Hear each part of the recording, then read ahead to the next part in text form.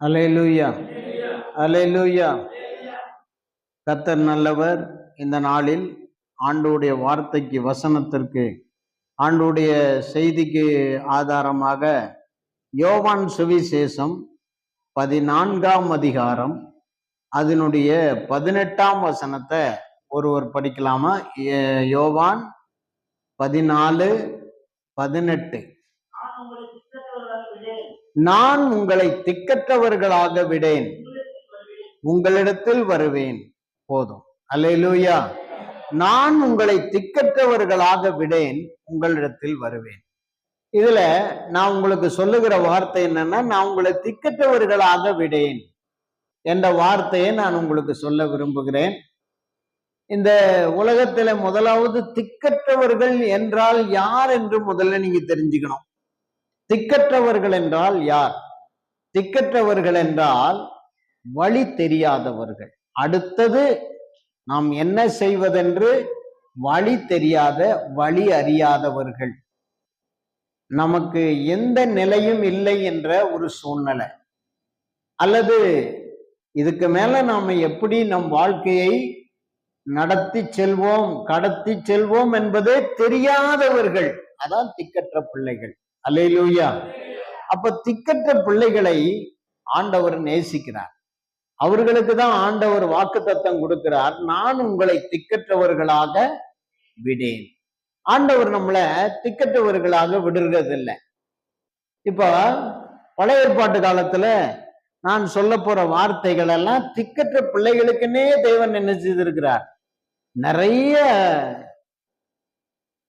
வாதாடி, மனிதர்களோடு பேசி, திக்கற்றவர்களுக்கு பக்கத்துல நின்று, அவர்களுக்கு தகப்பனாயிருந்து, எங்கெல்லாம் திக்கற்றவங்க இருக்கிறாங்களோ அவங்களுக்கு அவரை தெரியுதோ இல்லையோ, அவர்களுக்கு தகப்பனா போய் நின்றுவாராம். அல்லேலூயா. இப்ப நான் சில வசனங்களை உங்களுக்கு நான் என்ன செய்யறேன், காட்டுகிறேன். கர்த்தருக்கு ஸ்தோத்திரம். முதலாவது உபாகம புத்தகம் 24ஆம் அதிகாரம் 19ஆம் வசனத்துல 24, 19, 20, 21 ஆகிய 3 வசனங்களை நாம படிக்க போறோம். அதுல பாருங்க. உபாகமம் 24ஆம் அதிகாரம் 19, 20. நீ உன் பயிரை அறுக்கையில் வயலிலே அரிக்கட்டை மறதியாக வைத்து வந்தாயானால் அதை எடுத்து வரும்படி திரும்பி போக வேண்டாம். உன் தேவனாகிய கர்த்தர் உன் கை பிரயாசத்திலெல்லாம் உன்னை ஆசீர்வதிக்கும்படி அதை பரதேசிகளுக்கும் திக்கற்ற பிள்ளைகளுக்கும் விதவைகளுக்கும் விட்டு விடுவாயாக. யாராவது ஒருத்தர் படிக்கும் குறுக்க சொல்லாத. படிக்க வக்கில்லாத நேரத்துல படிக்க மாட்டேங்கிற, ஆனா படிக்கிறவங்க சொல்றதுக்கு முன்னால நீயே ஏதாவது குறுக்கு சொல்ல. இப்போ திக்கற்ற பிள்ளைகளுக்கும் பரதேசிகளுக்கும் விதவைகளுக்கும் என்ன செய்யுது? விட்டுரு. ஆண்டவர் என்ன சொல்றாரு? ஏய், கோதுமை இருக்கிறியா, அரிசியா இருக்கிறியா, ஒரு கட்டு அங்க விட்டுட்டு வந்துடுற, ஒரு கட்டை அங்க விட்டுட்டு வந்துடுற. விட்டுட்டு வந்துட்டு திரும்பி வீட்டுக்கு வந்தோன்னா, ஐயோ ஒரு கட்டை விட்டுட்டு வந்துட்டனே அப்படின்னு நீ என்ன செய்யாத, திரும்ப போய் எடுக்க போகக்கூடாது. அத என்னுடையவர்களாயிருக்கிற திக்கற்றவர்கள், பரதேசிகள், விதவைகளுக்கு அதை விட்டு.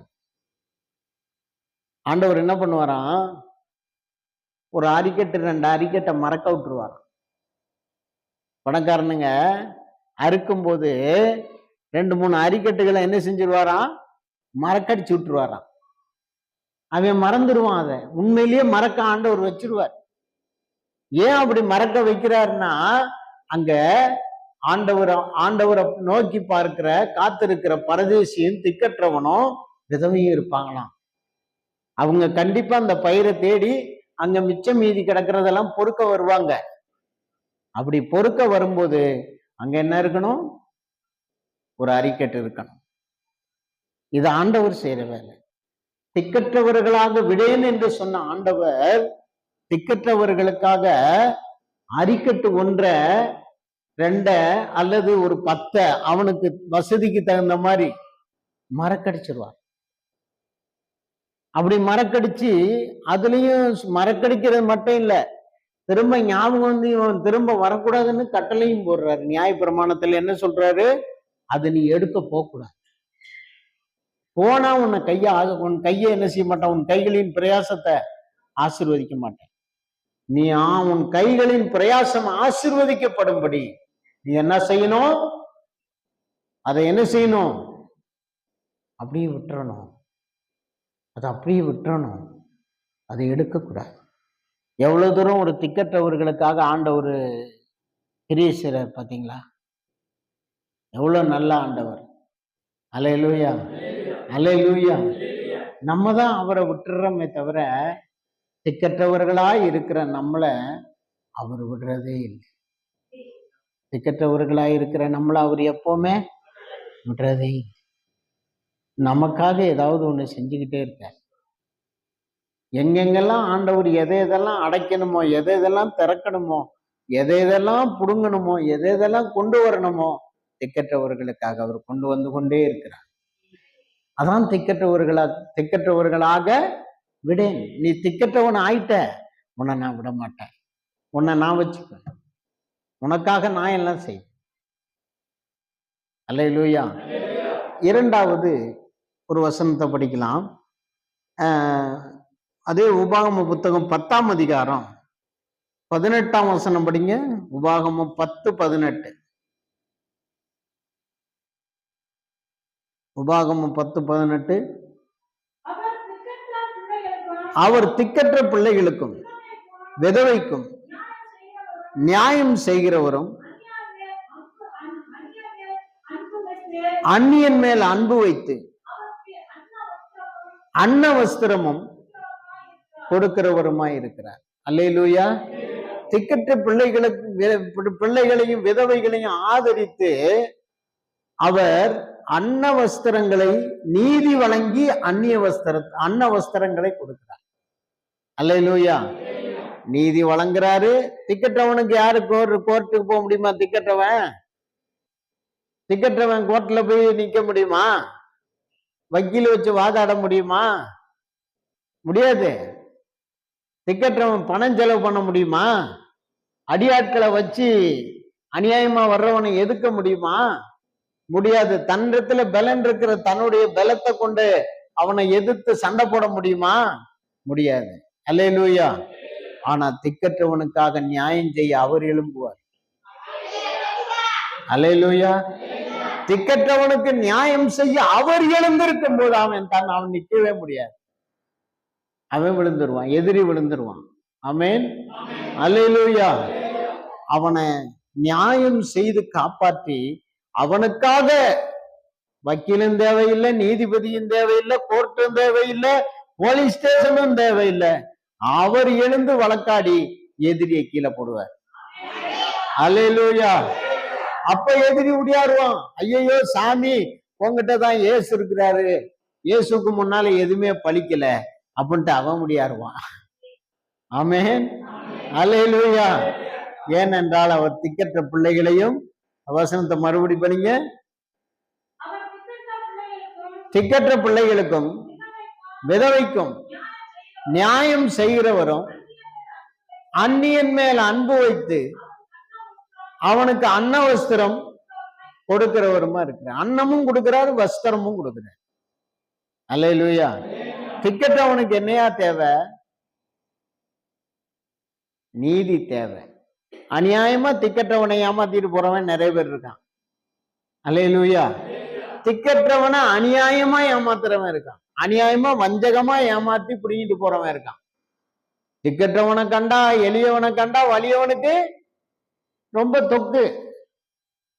ஓடுற நாயை கண்டா துரத்துற நாய்க்கு தொக்குன்னு கதையா, ஒரு எளிமையா ஒரு திக்கற்றவனா இருக்கிறவனை கண்டா கை ஓங்க அவனுக்கு என்னது? தொக்கு. அவனை கண்டா அவனுக்கு இழப்போம். அவனைதான் ஏறி மிதிப்பான். நேருக்கு நேர் எவனோ வந்து சண்டை போடுறவன் எதிரிக்கு எதிரி போய் நிக்கிறானா எவனாவது? அது ரொம்ப கம்மி தான். அல்லேலூயா. எவனால ஆகலையோ, எவனால முடியலையோ, எவனுக்கு கஷ்டமோ அவனை போய் என்ன செய்யறான்? அநியாயக்காரன் சண்டை போடுறான், அவனுடையதை புடுங்கிக்கிறான், அவனுடையதுக்காக வாதாட, அவனுடையத போய் அபகரிச்சு எடுத்துக்கிறான்.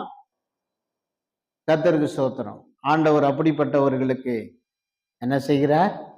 நியாயம் செய்கிறார். டேய், யாரும் இல்லைன்னு நினைச்சியா? திக்கற்றவனுக்கு யாரும் இல்லைன்னு நினைச்சுக்கிட்டியா? நான் இருக்கேன்டா. உன்னையும் உண்டாக்குனது நான் தான். அந்த திக்கற்ற உண்டாக்குனவனும் திக்கற்றவனை படைத்தவரும் நான் தான். நான் எழும்புறேன். என் நீதிக்கு முன்னால உன்னுடைய அக்கிரமமும் உன்னுடைய அநியாயமும் உன்னுடைய அடாவடியும் உன்னுடைய ஏமாத்து வேலையும் நடக்குதா பாரு முதல்ல. அல்லேலூயா. நீ சொல்றேன், நான் ஒரு திக்கற்றவன், என் மனைவி ஒரு திக்கற்றவள். நாங்க 2 பேரும் கர்த்தர் சொன்னதுனால இந்த ஊருக்கு வந்தோம். கர்த்தர் சொன்னதுனால இந்த இடத்துல இருந்து ஊழியத்தை செய்யறோம். எத்தனையோ எதிர்ப்புகள், எத்தனையோ போராட்டங்கள் ஏறி, எத்தனையோ ஏமாற்று வேலைகள், எத்தனையோ அநியாயங்கள், அக்கிரமங்கள் எங்களுக்கு விரோதமாய் இழைக்கப்படுகிறது. ஆனா இதுவரைக்கும் எங்களுக்கு நியாயம் செய்துகிட்டு தான் இருக்கிறார். எங்களுக்கு வேற யாரும் இந்த பூமியில, இந்த பகுதியில் எங்களுக்கு வேற யாரும் படைபலம் இல்லை, எங்களுக்கு யாரும் பணபலம் இல்லை. ஏதாவது நடந்துச்சுன்னா முடிஞ்ச பிறகுதான் நீங்க எல்லாம் வந்து, அதுவும் கேள்விப்படுறதுக்கு 2 நாள் 3 நாள் கூட ஆகும் உங்களுக்கு. ஏன்னா அவ்வளவு பக்கத்திலயா இருக்கீங்க, அவ்வளவு தூரத்துல இருக்கீங்க எங்களுக்கு. நீங்க மனதளவுலையும் தூரம், ஆவிக்குரிய நிலையிலையும் தூரம். நாங்க திக்கற்றவர்களா இருக்கிறோம்.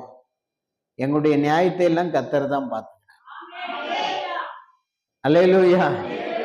எங்களுக்கு அன்ன வஸ்திரமும் அவர் தான் கொடுக்கிறார். கர்த்தருக்கு ஸ்தோத்திரம். இதே வார்த்தையை நீங்களும் எடுத்துக்கங்க. நீங்க திக்கற்றவர்களா இருப்பீங்கன்னா உங்களுக்கு அன்ன வஸ்திரம் கொடுக்கிறவரும் அவர் தான். உங்களுக்கு எதிராயிருக்கிறவர்களுடைய எதிர்ப்புகளையும் அடாவடித்தனங்களையும் பொறுக்க முடியாம, சகிக்க முடியாம, துக்கப்பட்டு துக்கித்து தவித்து கொண்டிருக்கிற உங்க மத்தியில உங்களுக்காக நீதி செய்ய எழும்பி நிற்கிறவரும் அவர் தான். உங்க பக்கம் கர்த்தர் இருக்கிறார். அல்லேலூயா. உங்களுக்கு அவர் நீதி செய்யும். உங்களுக்கு அன்னவஸ்திரம் தேவைன்னு அவருக்கு தான் தெரியும், உங்களுக்கு கூட தெரியாது. எந்த நேரத்துல சோறு தேவை, எந்த நேரத்துல சாப்பாடு தேவை, எந்த நேரத்துல உங்களுக்கு ஆரோக்கியம் தேவை, எந்த நேரத்துல உங்களுக்கு வஸ்திரம் தேவை, எல்லாத்தையும் அவர் அறிந்திருக்கிறார். அவர் கொடுக்கிறார் உங்களுக்கு தேவையானது. அல்லேலூயா. ஏன்னா நான் உங்களை திக்கற்றவர்களாய் விடேன்னு சொல்லியிருக்கேன். உங்களுக்கு நான் இருக்கேன். ஆண்டவர் சொல்றார், உங்களுக்கு நான் இருக்கேன், பயப்படாதீங்க. நீங்க திக்கற்றவர்கள் தான். இந்த உலகத்துல பெரிய வழியெல்லாம் தெரியல உங்களுக்கு, சம்பாதிக்க வழி தெரியல, ஒரு பெரிய காரியத்தை செய்யறதுக்கு வழி தெரியல, எல்லாரையும் போல மேன்மையா நடந்து கொள்ள உங்களுக்கு வழி தெரியல. நான் இருக்கேன் உங்களுக்கு வழிகாட்ட, நான் இருக்கேன் உங்களுக்கு நீதி செய்ய அப்படின்னு ஆண்டவர் சொல்றார். அல்லேலூயா. அல்லேலூயா. 3வது உபாகம புத்தகம் 14ஆம் அதிகாரம் 29ஆம் வசனம் படிங்க. உபாகமம் 14:29.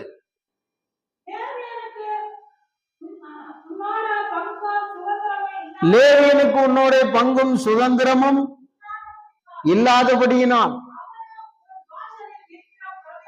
அவனுக்கும் உன் வாசலில் இருக்கிற பரதேசிக்கும் திக்கற்றவனும் விதவையும்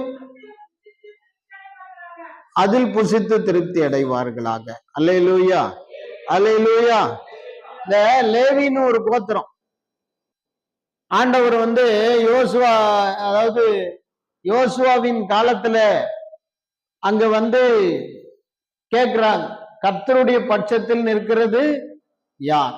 அப்ப கர்த்தருடைய பட்சத்துல நிற்கிறதுக்கு லேவி கோத்திரம் தான் தங்களை அர்ப்பணிக்கிறார்கள். அன்றைக்கே ஆண்டவர் சொல்லிட்டார், இந்த லேவி கோத்திரம் 12 கோத்திரம் தெரியும் தானே, ஆண்டவருடைய பிள்ளைகள், யாக்கோபுடைய பிள்ளைகள் 12 பேர்.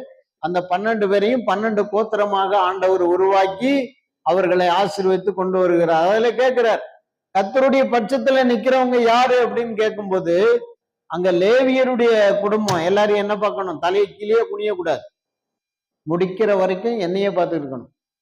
அல்லேலூயா. அந்த லேவி கோத்திரத்தார் ஆண்டவருக்குன்னு தன்னை அர்ப்பணிக்கிறேன்னு வந்து கை தூக்கி வந்துட்டாங்க. அன்னைக்கு ஆண்டவர் சொல்றாரு, இவர்கள் என்னுடையவர்கள், இவர்களுக்கு நான் தான் சுதந்திரம் கொடுப்பேன். உங்க மத்தியில நான் எல்லா தேசத்தை எல்லாம் பங்கிட்டு கொடுக்கும் போது உங்க மத்தியில இவங்களுக்கு மட்டும் என்ன இல்லை, பங்கு சுதந்திரமும் இல்லை, நான் தான் உங்களுக்கு பங்கும் சுதந்திரமும் அப்படின்னு சொல்லிட்டாரு. எல்லாரும் என்ன பாருங்க, இது ரொம்ப ஒரு நல்ல ஒரு அருமையான ஒரு இது. உட்கார முடியலன்னா எந்திரிச்சிடணும், அசதி வருதுன்னா எந்திரிக்கணும், எஞ்சி உட்காந்து கேட்கணும், எஞ்சி நின்று கேட்கணும்.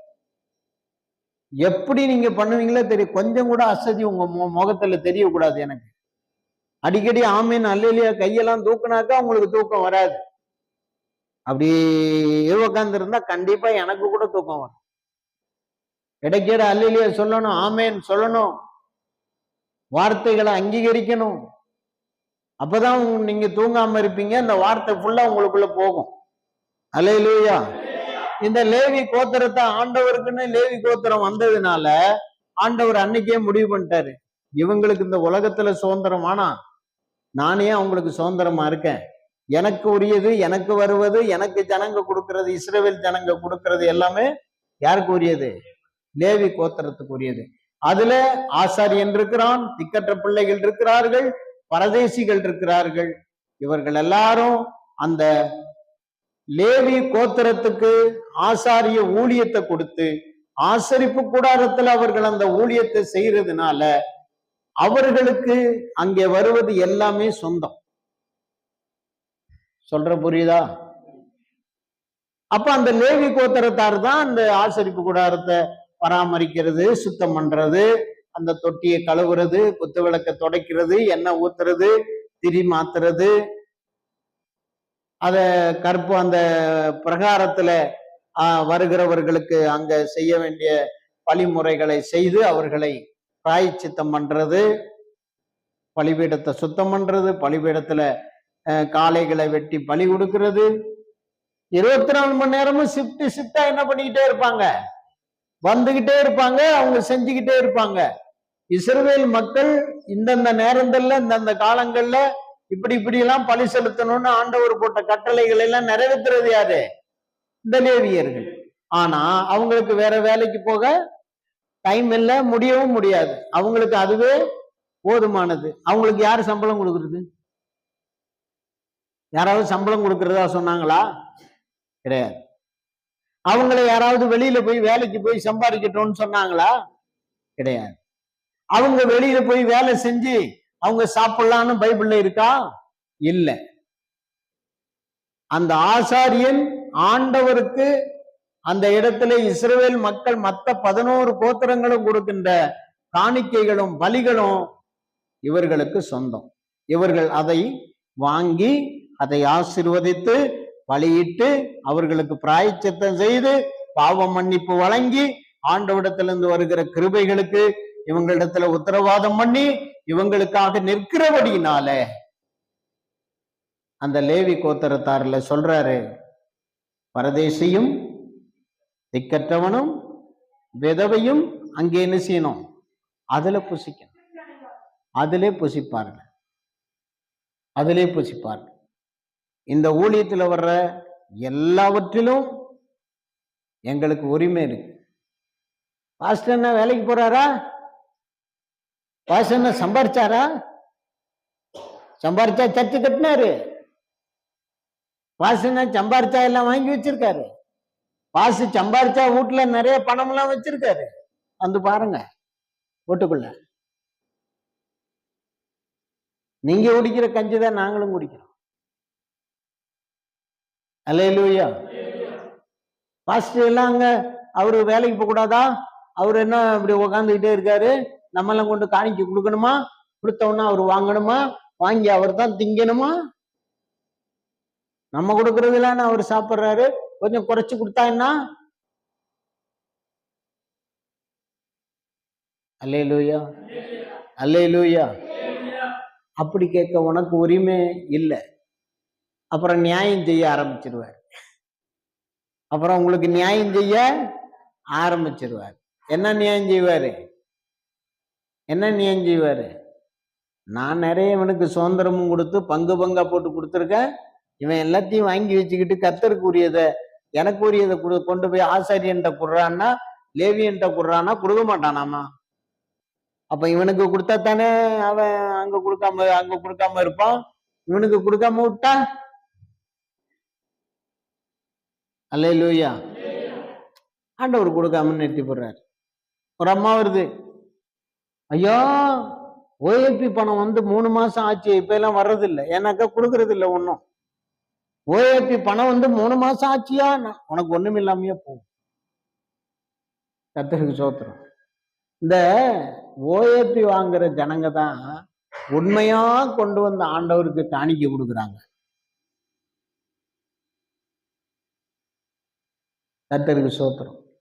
ஒரு சிறு சிறு ஆசீர்வாதத்திலையும் நீ ஆண்டவரை நினைக்க, அவருடைய ஊழியக்காரர்களை நினைக்க, அவருடைய லேவியரை நினைக்க நீ பழகலைன்னா உன்னை ஆண்டவர் கண்டுக்கவே மாட்டார். அல்லேலூயா, அல்லேலூயா. இப்ப இதுல என்ன ஒண்ணு கூட சொல்லணும். நீங்க உண்மையான தேவனுடைய பிள்ளைகளாக கர்த்தரை துதிப்பதற்கு இந்த தேசத்துல, இந்த பிரதேசத்துல, இங்க பாருங்க எல்லாம் என்ன பாருங்க, இந்த சுற்று பிரதேசத்துல ஆண்டவரை மாத்திரம் துதிப்பதற்கு, அவருடைய சேவையை செய்வதற்கு, அவருக்கு ஆத்துமாக்களை ஆதாயப்படுத்துவதற்கு, அவருடைய ஊழியக்காரங்களோடு நிக்கிறதுக்கு நீங்களும் துணிந்து வந்ததுனால உங்களுக்கும் அதுல பங்கு உண்டு. அல்லேலூயா, அல்லேலூயா. ஆனா கரெக்டா இருக்கும். ஆனா கரெக்டா இருக்கணும். அல்லேலூயா. ஆலிம்சா தான் நானு அப்படின்னு சொல்லிட்டு ஆலிம்சா காலையிலையும் சாயங்காலமும் வாங்க சொல்லலைன்னு வச்சுக்க, அல்லாஹ் கோயில்ல அவனுக்கு எல்லாம் கொடுப்பாங்களா? கொடுக்க மாட்டாங்க. அல்லேலூயா. சொல்றேன், ஊழியக்காரன் நானும் பாஸ்டர் சொல்லிட்டாரு, நாங்களும் சபையில உள்ளவங்க தான், சபையை சேர்ந்தவங்க, நாங்களும் திக்கற்றவர்கள் தான், எங்களுக்கும் எல்லாமே சொந்தம் அப்படின்னு சொன்னோம்னா என்ன செய்யணும்? எங்களோட நீங்க இருக்கணும். எங்களோடு நின்று எங்களோடு ஊழியம் செய்யணும். என்னடா முன்னாலே போய்கிட்டு இருக்கான், இதோடா. அல்லேலூயா. எங்களுக்காக நீங்க ஊழியம் செய்யணும், எங்களோடு சேர்ந்து ஊழியம் செய்யணும். அப்ப உங்களுக்கும் ஆசீர்வாதம் தேடி வரும். ஆண்டவர் உங்களை திக்கற்றவர்களாக விட மாட்டார். அல்லேலூயா, அல்லேலூயா.